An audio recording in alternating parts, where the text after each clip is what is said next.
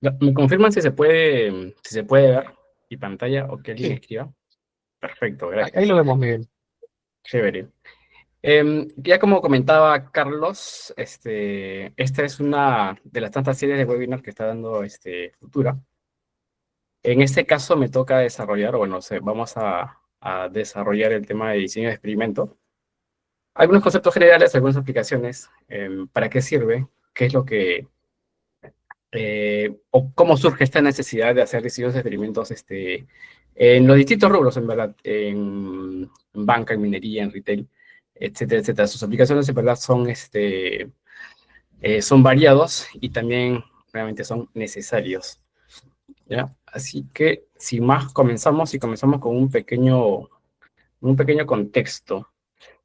Ya, en 2020, el año de la pandemia, en el BCP y de hecho en muchas otras empresas, se migró a más de 10.000 empleados BCP al teletrabajo, ¿no? Eventualmente se hizo costumbre ya que se trabaje remotamente. Un informe eventualmente interno encontró que en las áreas digitales la productividad subió a 15%, mientras que en las áreas comerciales las ventas cayeron un 8%. Ya, em, cuando uno ve estas cifras puede tener un par de observaciones, ¿no? Esta subida de 15% realmente es real, o sea, siempre se cumple o es simplemente cosa del azar. Lo mismo para esta reducción de 8% en la productividad de ventas. ¿Cómo saber si es cierto lo que los números dicen? ¿Se va a replicar en el futuro? ¿Es simplemente una situación que pasó en ese momento por algunas condiciones que posiblemente hayan sido sesgadas? Entonces, todos estos cuestionamientos, sabiendo un poquito cómo se puede estructurar bien un diseño de experimento. Planteamiento, pregunta de investigación. En teletrabajo, ahora es en Perú, se comienza con una pregunta de investigación y luego se formula una hipótesis. Hay dos tipos de hipótesis, ahorita lo vamos a ver más a detalle. Una primera hipótesis, alias la NUC, el teletrabajo no cambia la productividad de los empleados. En una alterna, el teletrabajo cambia significativamente la productividad. ¿Ya? Entonces, esto es como contexto para que sepan un poquito de qué trata. Ahora sí vamos con los objetivos. ¿Cómo sabemos si lo que vemos es real? ¿Ya? El objetivo fundamental de la prueba de hipótesis es transformar la incertidumbre en conocimiento. Realmente no se trata de solo conocer cómo definir mi tamaño de muestra, cómo definir qué prueba utilizo, cuáles son los supuestos, cuál es el nivel de significancia. Es importante todo ello, pero no solamente para tener numeritos al final del ejercicio. Lo que yo quiero desafiar o lo que quiero hacer finalmente es tomar una decisión. Y esta decisión me va a ayudar a desafiar el status quo o ya lo establecido, descubrir señales en los ruidos, tomar decisiones con confianza y no con mucha incertidumbre, y evitar errores costosos. Acá pongo una situación. Por ejemplo, un laboratorio farmacéutico afirma que su nuevo medicamento reduce el colesterol en 20 miligramos. ¿Cómo podemos validar si esta afirmación es estadísticamente significativa? Entonces, yo puedo hacer simplemente un grafiquito y veo que el medicamento usual, que es este rectángulo, este diagrama de caja, naranja, el impacto es menor que el placebo, que el nuevo medicamento. Entonces, visualmente yo diría, oye, pero está bien, el placebo supera el medicamento, ¿no? Pero será suficiente simplemente haciendo un grafiquito y ver que el impacto visual realmente sea replicable o sea consistente. Entonces yo tengo dos alternativas, ¿no? Puedo rechazar mi hipótesis o puedo no rechazarla, ¿no? Entonces, simplemente viendo gráficos no voy a resolver mucho. Va a haber un flujo mínimo que se debe cumplir en un diseño de experimento para tomar una decisión con confianza, minimizando la incertidumbre. Y esa la vamos a revisar a continuación. Prehipótesis. Básicamente es un procedimiento estadístico que permite tomar decisiones sobre afirmaciones o supuestos con evidencias estadísticas o científicas. ¿Ya? Se van a plantear usualmente dos hipótesis, la hipótesis nula y la hipótesis alternativa. En la hipótesis nula, usualmente, se supone que o no hay efecto, o no hay diferencia, o no hay relación. Por ejemplo, ¿cuál es la situación? El café afecta el rendimiento de los exámenes, como pregunta. Entonces, mi hipótesis nula será, el café no afecta las calificaciones. Mientras que mi hipótesis alterna trata de diferenciarse de la nula. Es la afirmación opuesta a mi hipótesis nula y considera que hay efecto. Hay diferencia o hay relación. ¿No? En la misma situación del café afecta el rendimiento de los exámenes, mi hipótesis alternativa sería el café mejora las calificaciones. O de hecho también podría ser el café no mejora. Perdón, el café mejora, que es lo contrario a mi hipótesis nula, o el café, o con café o sin café, el efecto sigue siendo lo mismo, ¿no? Trata de siempre darle la contraria a la hipótesis nula. Hablemos de los tipos de errores. Comenzamos con una situación, por ejemplo, detector de humo. Primera situación, suena la alarma sin fuego. ¿Qué diríamos nosotros si suena la alarma sin fuego? Es básicamente una falsa alarma, ¿no? En una segunda situación, hay fuego, pero la alarma no suena. ¿No? Peligro ignorado. Entonces, más o menos de esto trata los tipos de errores, ¿no? El error tipo 1 y el error tipo 2. ¿Qué es el error tipo 1?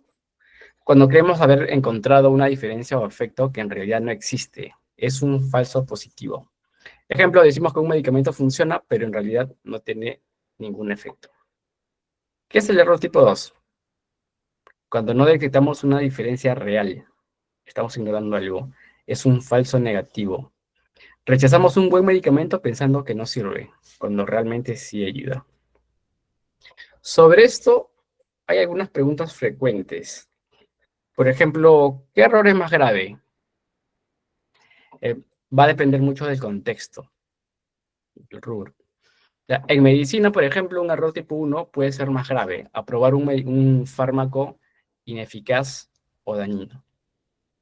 Pero en justicia, el error tipo 2 puede ser más grave, dejar libre a un culpable. Una segunda pregunta frecuente, otra pregunta frecuente es, ¿cómo se relaciona? O si se relacionan, ¿no? El error tipo 1 y tipo 2 están inversamente relacionados. Ejemplo, en medicina, el error tipo 1, aprobar un fármaco que no sirve. Muy riesgoso, se prefiere un alfa bien pequeño, o un nivel de significancia pequeño, una probabilidad bien pequeña. El error tipo 2, rechazar un fármaco que sí sirve. Se pierde una oportunidad, pero no es peligroso, o es menos peligroso que probar algo malo. Entonces, sí están relacionadas. Y dependiendo del caso, vas a tener que ponderar cuál vas a hacer pesar sobre el otro, ¿no? Hablemos ahora de la significancia. ¿Qué es el nivel de significancia? Es el riesgo máximo de equivocarnos que aceptamos al hacer una prueba de hipótesis. En la práctica, lo más común es usar un nivel de significancia de 0.05%. ¿Qué significa esto? Que acepto que en 5 de cada 100 veces podría rechazar la hipótesis nula por error, aunque en realidad fuese cierto. Es como fijar un límite de tolerancia al error antes de tomar una decisión. Por ejemplo, si pruebas un nuevo medicamento con una incertidumbre de 0.05% o 0.05, quiere decir que aceptas hasta un 5% de probabilidad de que sea un falso positivo. Sobre este nivel de significancia también hay algunas preguntas frecuentes. La más frecuente, de hecho, sería, y si han tenido la oportunidad de hacer alguna de estas pruebas, es ¿por qué casi siempre se utiliza un nivel de significancia de 5% o 0.05? Realmente no hay nada, no hay un sustento real que lo avale. Simplemente se toma como un estándar histórico. O sea, en la literatura pasada siempre se usaba el 5%, Eso no quiere decir que en todos tus ensayos o pruebas o experimentos uses un 5%, puedes irte un poquito, puede ser un poquito más flexible o más ácido. Entonces no es una regla sagrada, puede ajustarse. Otra pregunta frecuente, perdón, sobre significancia es, ¿puedo usar un nivel de significancia igual a cero? O sea, ¿puedo hacer que mi incertidumbre sea tan pequeño, casi cero o cero? Entonces, no. Realmente no se puede usar un nivel de significancia cero porque entonces nunca rechazarías la hipótesis nula sin importar la evidencia. En la práctica sería como decir, solo acepto los resultados si estoy 100% seguro. Pues siempre va a haber un nivel de incertidumbre. Nunca vas a estar 100% seguro de algo. Eso llevaría a que nunca detectes efectos reales. Estarías condenándote a cometer siempre errores tipo 2, falsos negativos.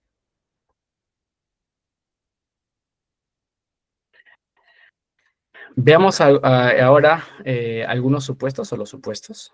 En este caso de las pruebas paramétricas. Las pruebas paramétricas no son magia, realmente necesitan condiciones para que sus resultados realmente sean válidos.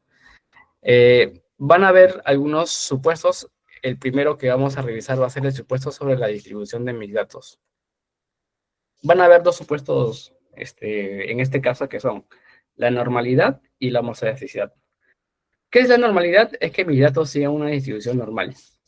Pruebas paramétricas. Ahorita vamos a ver por qué. Y homozadasticidad, que los grupos comparados deben tener varianzas similares, dispersión similar. ¿Qué prueba puedo usar para saber si si mis datos son normales o tienen una distribución normal? Shapiro-Wills o un gráfico QQplot. ¿Qué prueba para la homozadasticidad? El F-test o el test de Leven. ¿Qué pruebas están asociadas a en el tema de normalidad? Puedes usar el T-de-Student, el ANOVA, la regresión lineal, y en el caso de homozadasticidad, el test T-independiente o el ANOVA. Ahora, ¿por qué necesito que sean normales mis datos? Es porque muchos de los supuestos con los que se arman estas pruebas están basados en propiedades de la distribución normal. En el caso de la homozadasticidad, ¿por qué debería cumplirse esta condición? Es porque permite básicamente comparar en una misma escala, no comparar manzanas con manzanas, papas con papas, naranjas con naranjas. Supuestos sobre el muestreo. Hay tres condiciones sobre el muestreo que se hace en el diseño de experimento y que deben cumplirse. Primero es la aleatoriedad, luego la independencia de las observaciones y el tamaño muestral adecuado. ¿Por qué se exige aleatoriedad? Para saber que lo recolectado no esté sesgado, para saber que mis muestras no están beneficiando a uno más que al otro. ¿Ya? ¿Por qué necesito que sean observaciones independientes? Porque un dato no puede influir en otro. Por ejemplo, pacientes diferentes en un estudio médico. Y el tamaño muestral adecuado, básicamente, debe calcularse un mínimo de tamaño para saber que el efecto que estoy causando de un tratamiento nuevo sea realmente o estadísticamente significativo, que sea replicable. Este tamaño mínimo me debe asegurar que, en general, que hay evidencia estadística de que hay efecto y que si yo vuelvo a hacer nuevamente un experimento con este nuevo tratamiento, nuevamente se va a cumplir que hay un efecto.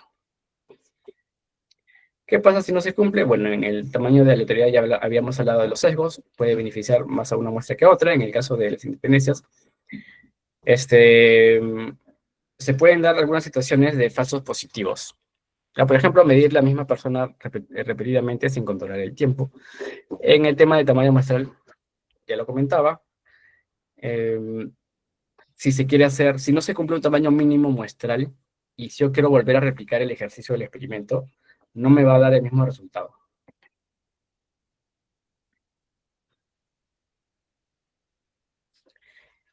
Van a ver, o existen, de hecho, algunas pruebas paramétricas, y de hecho va a depender mucho del parámetro que se quiera evaluar o poner a prueba. Por ejemplo, para la media, dependiendo de si mi tamaño muestral es menor o mayor a 30, o si quieren, es chiquita o es suficientemente grande, yo puedo usar la T de Student, si mi muestra es chiquita, o si son datos grandes, puedo usar mi distribución Z, ¿no? Normal. Para la diferencia de medias, es lo mismo T de Student y Z, para dos muestras. Para la proporción, también se usa el Z. Para la diferencia de proporciones, nuevamente se usa el Z, teniendo en cuenta que el N debe ser suficientemente grande. Para mi prueba de varianzas, puedo usar la prueba chi cuadrado. Obviamente mi muestra tiene que tener una distribución normal. Y para la diferencia de varianzas, puedo usar una F de Fisher. Ahora, según mi distribución, va a haber situaciones en las que mis supuestos de normalidad que habíamos hablado en el tema de los supuestos no se van a cumplir. Pero realmente, si no se cumple que mis muestras son normales, y otros supuestos que me exige las pruebas paramétricas, no quiere decir que no voy a poder aplicar ningún diseño de experimento sobre esto. Sí hay alternativas, ¿ya? Y de hecho lo estoy poniendo aquí como nota. Las pruebas paramétricas requieren normalidad, homogeneidad, varianzas y algunos otros supuestos. Las no paramétricas se usan cuando estas suposiciones no se cumplen. Así que esta es una alternativa. Cuando no se cumplen algunas de las situaciones de supuesto para las pruebas paramétricas, la alternativa es usar estas pruebas justamente no paramétricas, y para ellos también tenemos algunas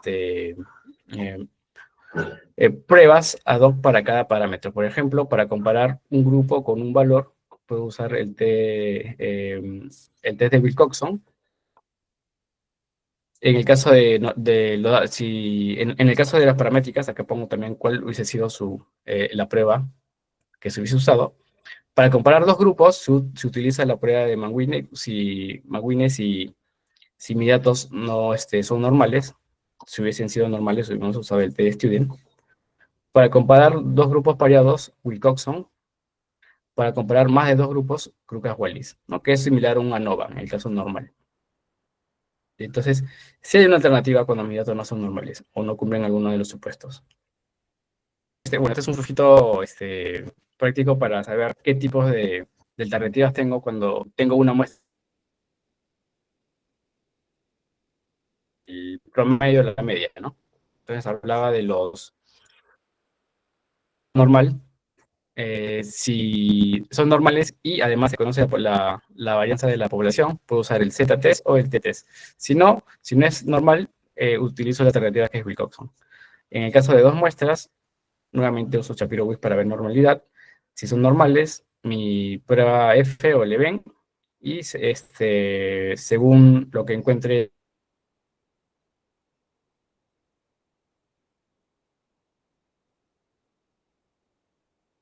normalidad, no hay problema, puedo usar el Mawini test. En el caso de la proporción, muy similar, tengo que asegurarme de que se cumple el supuesto de que la varianza, que sería el n por la probabilidad por el 1 menos la probabilidad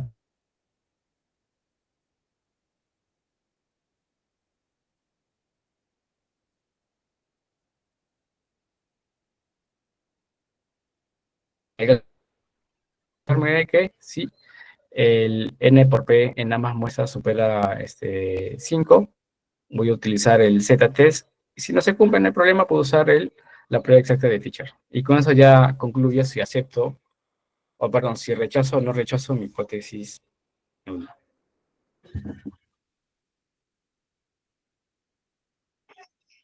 Vamos a ver algunos errores comunes. Los errores más comunes que se van a encontrar en el camino es que se va a ignorar la normalidad, ¿ya?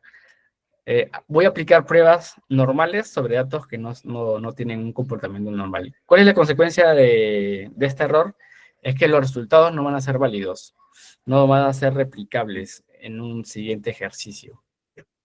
La solución, ustedes la saben, utilizar el test de Shapiro-Wilks o algún otro gráfico, por ejemplo, ggplot, para ver si son normales. Si no lo son, no hay problema, voy a usar una prueba no paramétrica, pero lo importante es saber qué distribución tiene. Cuando ya tenemos esta prueba de normalidad, otra cosa que suele pasar es que nos olvidamos de ver la homocedasticidad. Ya si mis muestras tienen varianzas similares. Entonces, cuando no se utiliza este test de homocedasticidad, o no se espera que realmente tienen varianzas similares, también puede ser un problema. El problema es que vamos a aceptar falsos positivos o falsos negativos, ¿no? Entonces, la solución es, después de hacer mi prueba de normalidad y sabiendo que son normales, hago una segunda prueba que es la de homocedasticidad, ¿no? Puedo usar el test de Welch o para las varianzas desiguales. Entonces, ese es el flujo que se debería seguir para no caer en estos errores comunes. Otro error común es la interpretación que le estoy dando a mis resultados, ¿ya? Bueno, y también la malinterpretación del valor de P. ¿Ya? Por ejemplo, pues, puede ser que según mi nivel de significancia que yo vaya definiendo, no sepa cómo interpretar este valor de P, ¿no? El famoso P-value o valor P. Entonces, yo tengo que siempre saber que si mi valor de P es menor que mi nivel de significancia, que yo he definido en el diseño, el, la prueba la hipótesis que se está cumpliendo es que hay efecto, o sea, se va a rechazar H0 y se va a decir que hay efecto. Acuérdense que la hipótesis nula, en la hipótesis nula no había efecto, en la hipótesis alternativa sí había efecto. Entonces, cuando mi P es menor que mi nivel de significancia, voy a rechazar mi hipótesis nula, que es donde no hay efecto, y voy a decir, sí hay efecto en los resultados que estoy encontrando, y son replicables. Ya, y bueno, ahí siendo un poquito más técnico, malinterpretar el valor de P. No se puede creer que el valor de P es la probabilidad de que H0 sea cierto. Entonces, realmente no es así. En realidad, es la probabilidad de que mis datos se distribuyan según se cumpla H0. No de que se cumpla H0 según mis datos, según el comportamiento de mis datos.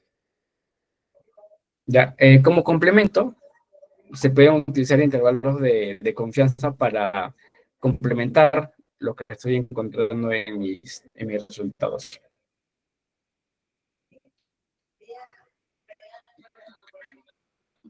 Algunas recomendaciones: verificar supuestos, ya lo hemos hablado varias veces. Verificar que se cumple normalidad. Si se cumple normalidad, luego sigue el tema de verificar homocedasticidad. Elegir la prueba correcta, si es la prueba que utilizar es paramétrica o no paramétrica. Reporta resultados claramente. Esto de cara también al